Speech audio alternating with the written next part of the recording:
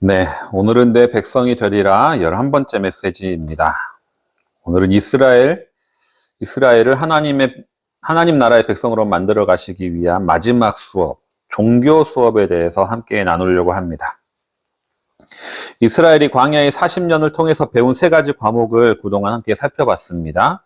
첫째는 하나님 나라의 경제 원리, 한마디로 요약하면 하나님이 주신다 였습니다. 그리고 하나님 나라의 정치 원리는 하나님이 다스리신다, 이렇게 함께 나눴습니다. 앞에 두 개의 수업 내용을 살펴보면 우리가 알 수 있는 것 한 가지가 있습니다. 그것은 믿음의 반대는 불신이 아니라 불안과 두려움이다 라는 사실입니다. 우리가 내 능력을 필요 이상의 양식을 비축하고 저장하려고 하는 이유는 불안 때문이었습니다. 내일 먹을 것에 대한 불안, 언제 만나가 끊어질지 모르는 두려움 때문이었던 것이죠. 그리고 이 불안과 두려움은 하나님이 주신다는 믿음이 부족했기 때문이었습니다. 우리가 남을 지배하려고 하는 이유는 무엇이었습니까? 역시 내가 지배하지 않으면 지배당할 것 같은 두려움 때문이었습니다. 그 이유는 하나님이 다스리신다라는 믿음이 부족했기 때문이었죠. 하나님 나라의 종교 원리도 이와 마찬가지입니다. 우리 안에 있는 불안과 두려움이 무엇인지 아는 것이 중요한 것이죠. 오늘 본문인 신명기는 광야 40년을 종합하면서 모세가 그동안 배운 내용들을 일타 강사와 같이 총정리하는 내용이라고 말씀을 드렸습니다. 오늘 읽은 본문도 그중 하나인데요.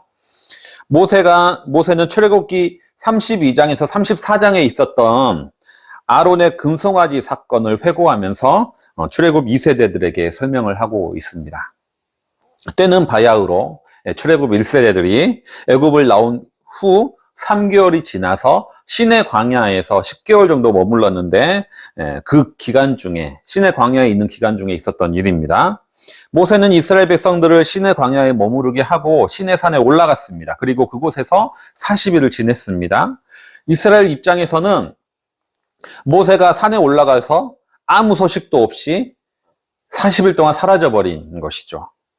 그러자 이때 백성들 마음속에 불안함이 밀려 들어왔습니다. 그래서 그들은 아론에게 찾아가서 이렇게 말하는 것이죠.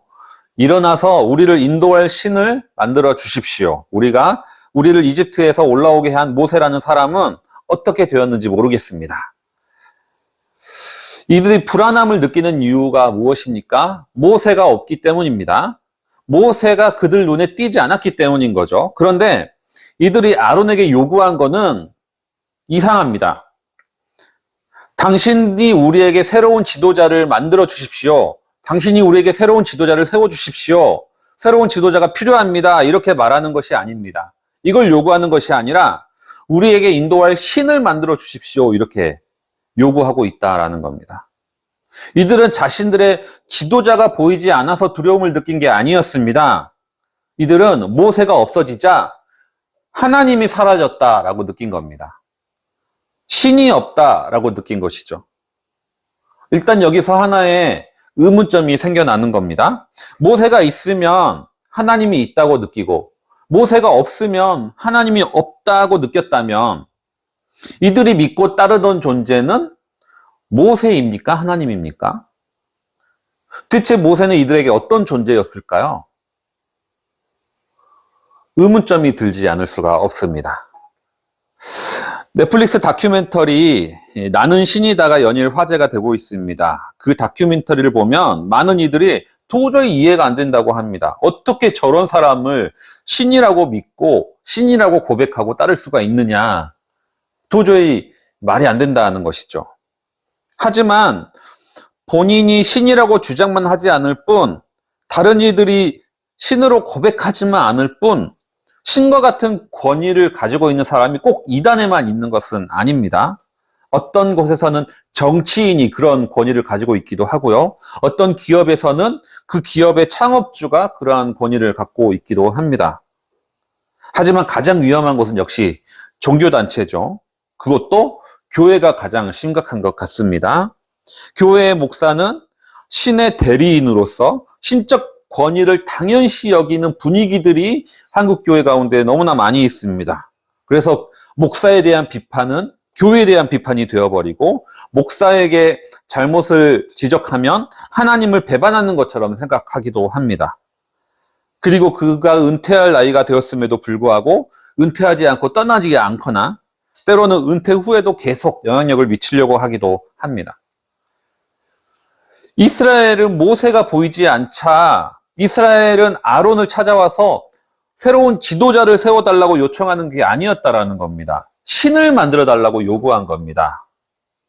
신이 인간을 만드는 것이 아니라 인간이 신을 만들어 달라고 요청하고 있다라는 거죠. 그러자 아론은 그 이스라엘이 요구하는 것이 정확히 무엇인지 알고 있었습니다. 그리고 그는 금송아지를 만들어 줍니다. 그리고 금송아지를 본 백성들은 이렇게 외치는 거죠. 이스라엘아, 이 신이 너희를 이집트 땅에서 낸 너희의 신이다. 이렇게 말을 하고 있습니다.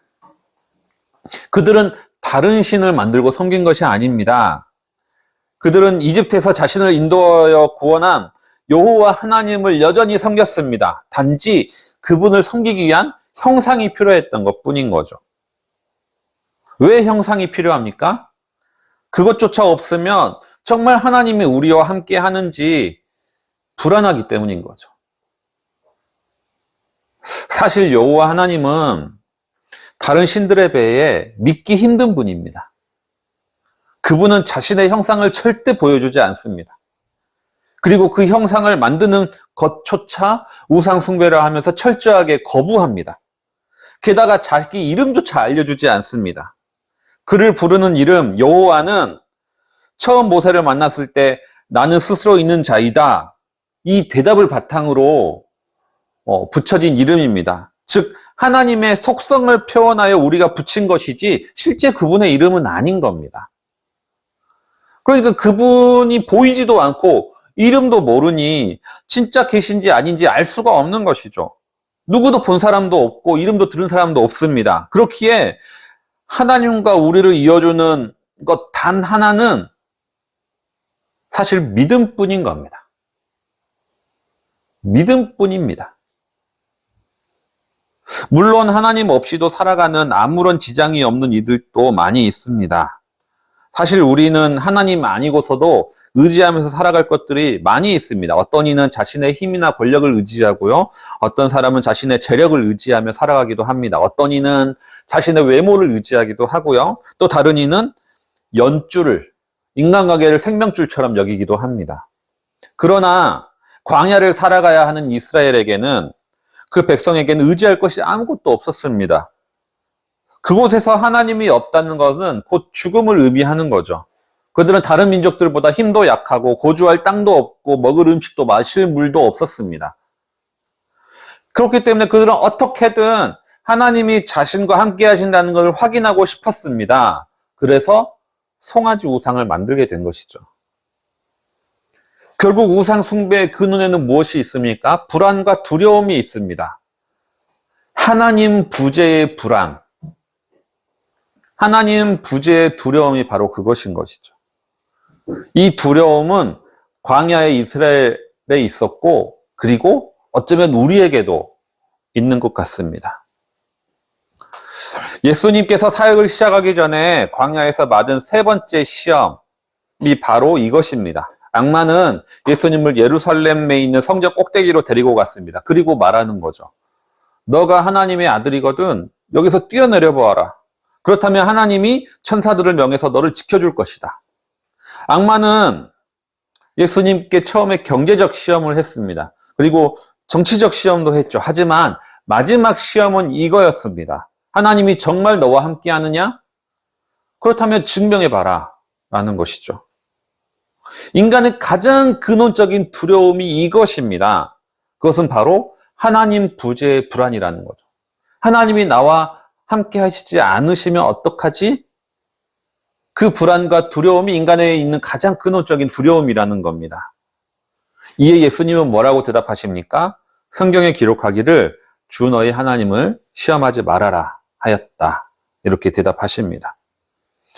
필립 얀시의 책 중에 이런 제목의 책이 있습니다. 내가 고통당할 때 당신은 어디에 계십니까?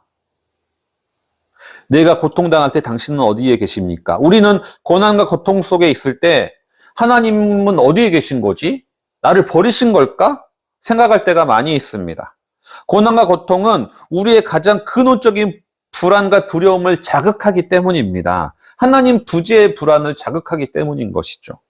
예수님이 십자가에 달리셨을 때 그 마지막 고통 속에 있을 때 그분을 가장 고통스럽게 한 것은 무엇입니까?